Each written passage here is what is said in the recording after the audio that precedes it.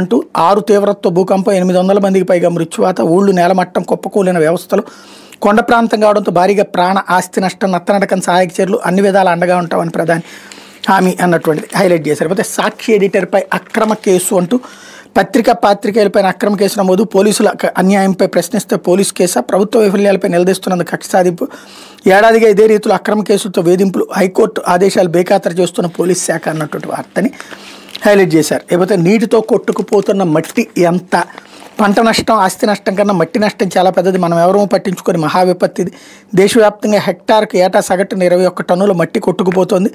తెలంగాణలో 13 టన్నులు, ఏపీలో 15 టన్నులు కొట్టుకుపోతుంది అన్నటువంటి వార్తని హైలైట్ చేశారు. లేకపోతే కుప్పంలోనూ యూరియా కష్టాలు అంటూ బగ్గుమన్న అన్నదాతలు, సీఎం చంద్రబాబు ప్రాతినిధ్యం వహిస్తున్న కుప్పం నియోజకవర్గంలో రైతుల ఆందోళన, చిత్తూరు జిల్లా పొంగనూరులో ఉద్రిక్త, తూర్పుగోదావరి జిల్లాలో క్యూలో చెప్పులు, ఉల్లి రైతులు కన్నీరు మున్నీరు, క్వింటా ఉల్లి పండించడానికి 2000 ఖర్చు, 1200 ఏమాత్రం గిట్టుబాటు కాదు, ఆత్మహత్యలే సరైన వంటి మంత్రి ఎదుట రైతుల ఆవేదన అన్నటువంటి వార్తని హైలైట్ చేశారు. లేకపోతే ఆంధ్రజ్యోతి వచ్చేటప్పటికి ఉగ్రవాదంపై ద్వంద్వ ప్రమాణాలు తగవు, భారత వైఖరితో ఏకీభించిన షాంఘై సహకార సంస్థ పహల్గాం ఉగ్రదాడిని తీవ్రంగా ఖండిస్తూ ఉమ్మడి ప్రకటన.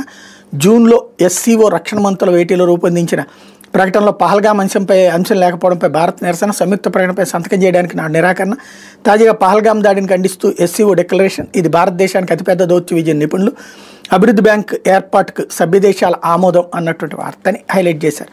లేకపోతే దమ్ముంటే సభకు రండి అన్నటువంటి చంద్రబాబు స్టేట్మెంట్ ఇక్కడ కూడా హైలైట్ చేశారు. మరోవైపు చేయని చదునుకి సాయం, కూటమిలోనూ వైసీపీ నేతలదే రాజ్యం. నెల్లూరు జిల్లా ముత్తకూరులో జగనన్న కాలనీ కోసం గత ప్రభుత్వం కేటాయించిన స్థలం అప్పుడు ఇప్పుడు నీళ్లల్లోనే ఉంది. కాంట్రాక్టర్ ఒక్క ట్రాక్టర్ మట్టి కూడా పోయలేదు, అయినా చదును పనులు చేసినట్టు అప్పట్లో నమోదు చేయించుకున్నారు. ఆయన మండల వైసీపీ నేత మాజీ మంత్రి కాకాని అంచెడ్డు కావడంతో అప్పట్లో అధికారులు తొలగారు, జరగని ఆ పనులను జరిగినట్టుగా రికార్డు చేశారు.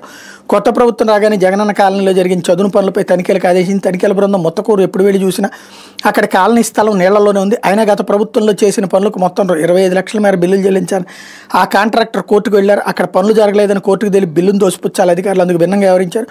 19 లక్షలు చెల్లించేశారు. అప్పుడంటే వైసీపీ ఒత్తిళ్లతో తప్పులు, మరి ఇప్పుడు ఏమైందని ఈ బిల్లులు అన్నటువంటి వార్తని హైలైట్ చేశారు. అప్పుడు చదువు చేస్తారు, మళ్ళీ గడ్డంతా మొలుస్తూనే ఉంటుంది, ఇది కామన్, అవి పని చెయ్యనంత వరకు నడిచేది.